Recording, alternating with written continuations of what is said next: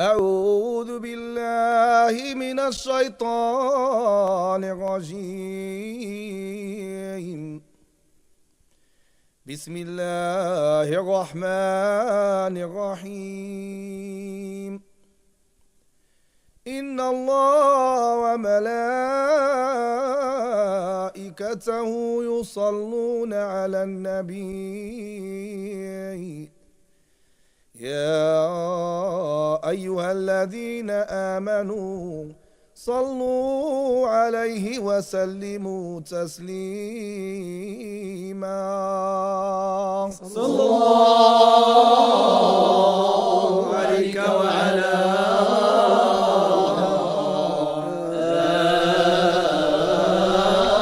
آلك وسلم.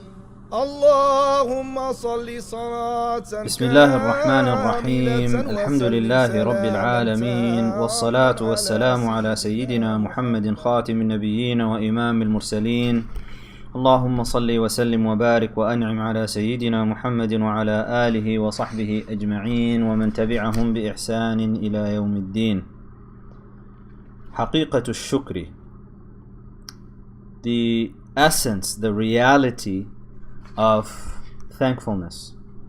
قال أبو القاسم: حقيقة الشكر ألا يستعان بشيء من نعمه على معاصيه. Abu al-Qasim al-Junayd said that the reality of thankfulness is that you do not use something that has been given to you as a blessing from God and direct it towards disobedience of God. What does this mean? So you have the ability to walk, you have the power to strike, you have the intellect to think, you have the eyes to look with, you have the ears by which you can hear.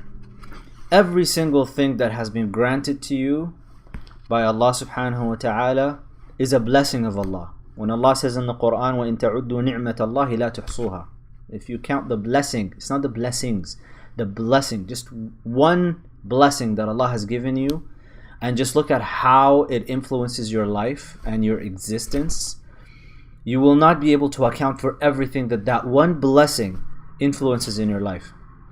So when you are granted this blessing, you have a couple of options. You can either direct it towards something that is righteous, or you can direct it towards something that is not so righteous.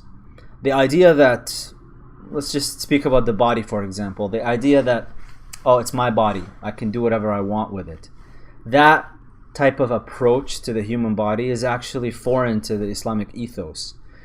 When we're speaking about our body in Islam, this is a trust that Allah subhanahu wa ta'ala has given us, and He has blessed us with it to do all kinds of things. Now, with this trust, we have a right to uphold with it.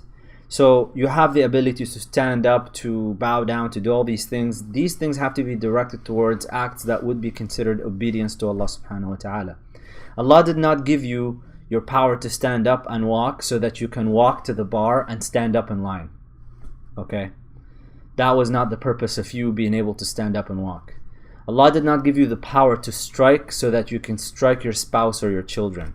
That's not the purpose of you having that power of striking. Even anger.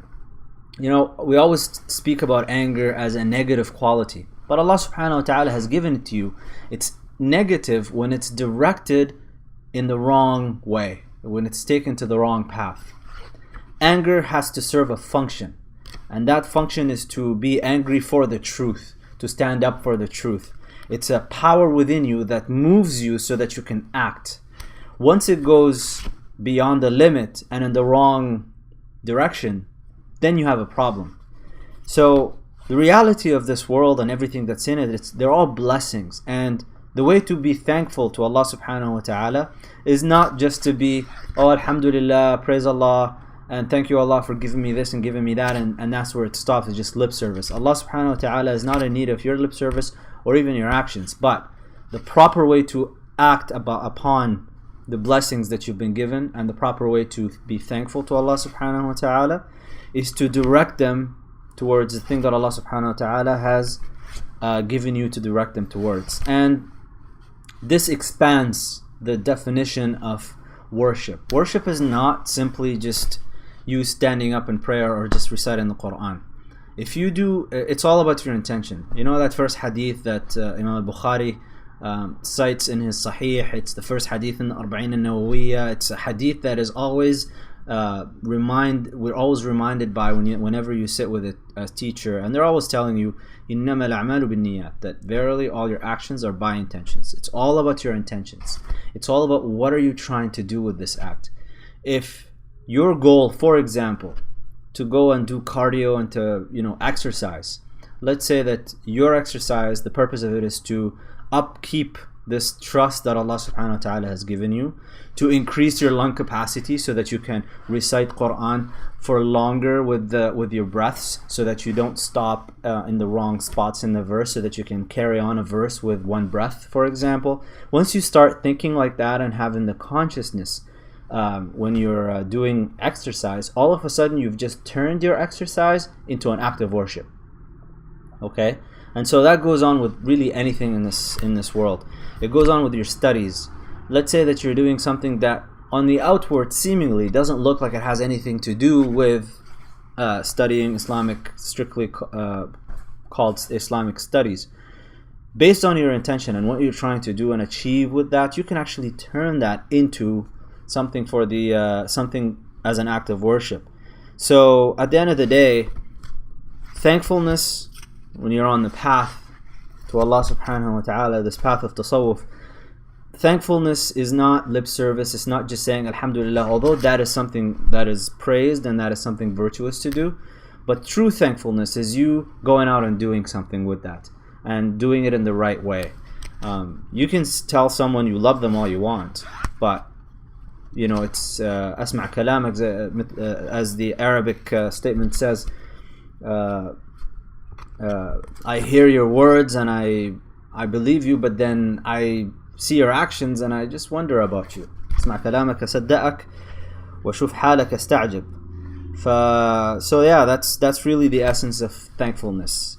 It's that you do not use the blessings of Allah subhanahu wa ta'ala towards something that would be a disobedience to Allah subhanahu wa ta'ala. It's a su' adab with Allah subhanahu wa ta'ala. It's bad adab with Allah subhanahu wa ta'ala. And to sustain it properly, you have to put it in the right direction. سبحانك اللهم بحمدك أشهد أن لا إله إلا أنت أستغفرك وأتوب إليك. حاشا لجودك أن تقنط عاصيا،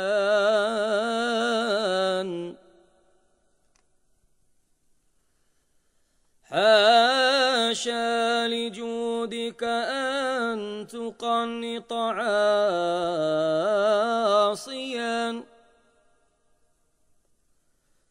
الفضل أجزل والمواد